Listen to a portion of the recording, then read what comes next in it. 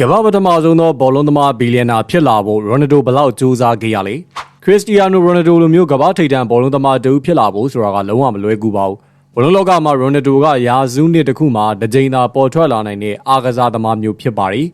သူရဲ့အောင်မြင်မှုလမ်းကြောင်းဟာပါရမီတစ်ခုတည်းနဲ့တီးဆောက်ထားတာမဟုတ်ပဲပြင်းထန်တဲ့စိန်ခေါ်မှုတွေနဲ့အခက်အခဲများစွာကိုဇွဲနေပင်းနဲ့ပဲရင်ဆိုင်ကျော်လွှားခဲ့ရခြင်းရလဒ်ပဲဖြစ်ပါတယ်ငယ်ဘဝစင်းရဲနွမ်းပါမှုဖခင်ရဲ့အရက်ဆွဲမှုပြဿနာနဲ့မိခင်ရဲ့ဝင်ငွေနှဲပါတဲ့တန်ရှင်းရဲ့အလုပ်သမားဘဝစတဲ့စီးပွားရဲ့အခက်အခဲများစွာကိုကြော်ဖြတ်ခဲ့ရပြီးတော့ professional ဘောလုံးသမားဖြစ်လာဖို့အတွက်လေရုပ်ပိုင်းဆိုင်ရာလိုအပ်ချက်များကိုပြည့်မီအောင်လို့နှစ်ပေါင်းများစွာကြိုးစားအားထုတ်ခဲ့ရပါတယ်လူများစုကတနေ့တာ၄ချိန်ခန့်ကို2နာရီ3နာရီလှုပ်ဆောင်ကြချိန်မှာရိုနယ်ဒိုဟာတနေ့တာရဲ့24နာရီလုံးကိုဘောလုံးသမားတူလိုမျိုးနေထိုင်ခဲ့သူပါတချိန်ကလူကြီးသူမတွေရဲ့အမြင်မှာအရင်မရအဖက်မရအလုပ်ဖြစ်ရှုမြင်ခံခဲ့ရတဲ့ဘောလုံးကစားခြင်းဟာယနေ့ကမှဘီလီယံနာတတိဖြစ်လာနေတဲ့ရွှေလန်းငွေလန်းဖြစ်လာခဲ့ပါပြီကမ္ဘာကျော်ဘောလုံးသမားခရစ္စတီယာနိုရိုနယ်ဒိုကတော့ဘောလုံးကစားခြင်းနဲ့ဘီလီယံနာဖြစ်လာခဲ့တဲ့ပထမအဆုံးသောကစားသမားဖြစ်စံချိန်တင်နိုင်ခဲ့တဲ့သူဖြစ်ပါတယ်ငယ်စဉ်ကလေးကဘောလုံးကိုယူသွက်ခဲ့ပြီးတော့အရက်သမားဖခင်နဲ့တန်ရှင်းရဲ့အလုပ်သမားမိခင်တို့ရဲ့ဝင်ငွေနေပါတဲ့မိသားစုကနေဆင်းသက်လာခဲ့တဲ့ရိုနယ်ဒိုတို့ဒီလိုမျိုးနေရာကိုရောက်ဖို့ဆိုတာကလုံးဝမလွယ်ကူခဲ့ပါဘူးလူတွေကပါရမီကိုသာအဓိကထားပြောဆိုတတ်ကြပေမဲ့ရိုနယ်ဒိုရဲ့အောင်မြင်မှုကပါရမီရာခိုင်နှုန်းမှာစူးစမ်းအားထုတ်မှုက69ရာခိုင်နှုန်းဆိုတဲ့အတိုင်းပဲသူ့ရဲ့ဇွဲလုံးလားဝရိယနဲ့ဖြစ်ချင်တာကိုဖြစ်အောင်လုပ်တတ်တဲ့စိတ်ကြောင့်ယနေ့လိုမျိုးဂုဏ်သိက္ခာမြင့်မားတဲ့ဘဝကိုရောက်ရှိခဲ့တာဖြစ်ပါတယ်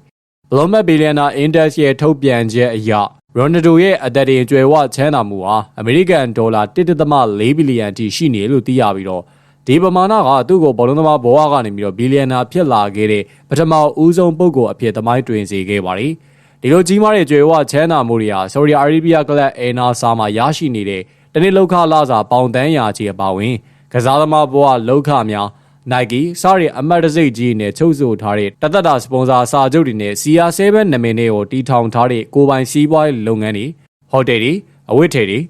ရေမွေအစားရှိရာတွေကနေပြီးတော့စုဆောင်းရရှိခဲ့တာဖြစ်ပါတယ်ဘောလုံးကွင်းပြင်မှာစီးပွားရေးလုပ်ငန်းတွေမှာပါအောင်မြင်မှုရရှိခဲ့ခြင်းကသူ့ရဲ့စီးပွားရေးညံယူပါဖော်ညွှန်းနေပါတယ်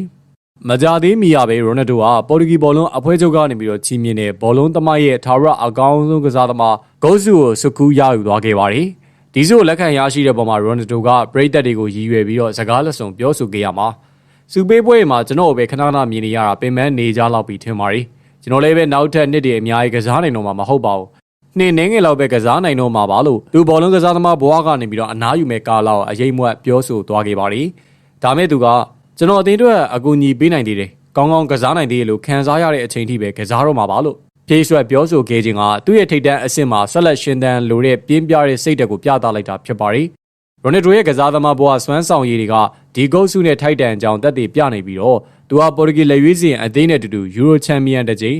နေရှင်လီချန်ပီယံနှစ်ကြိမ်ဖြစ်ခဲ့သူပါပိုပြီးတော့ထူးခြားတာကတော့သူဟာ FIBA အတိမတ်ပြု professional ဘောလုံးသမိုင်းမှာလက်ရွေးစင်ပွဲအများဆုံးနဲ့လက်ရှိချိန်ထိ223ပွဲကစားပြီးတော့140ဂိုးသွင်းယူထားတဲ့ကမ္ဘာလက်ရွေးစင်သွင်းဂိုးအများဆုံးကစားသမားဖြစ်ကြောက်စရာကောင်းတဲ့ကိန်းဂဏန်းများကိုပိုင်ဆိုင်ထားသူလည်းဖြစ်ပါရီဆိုတာတွေကိုထည့်သွင်းဖော်ပြလိုက်ရပါတယ်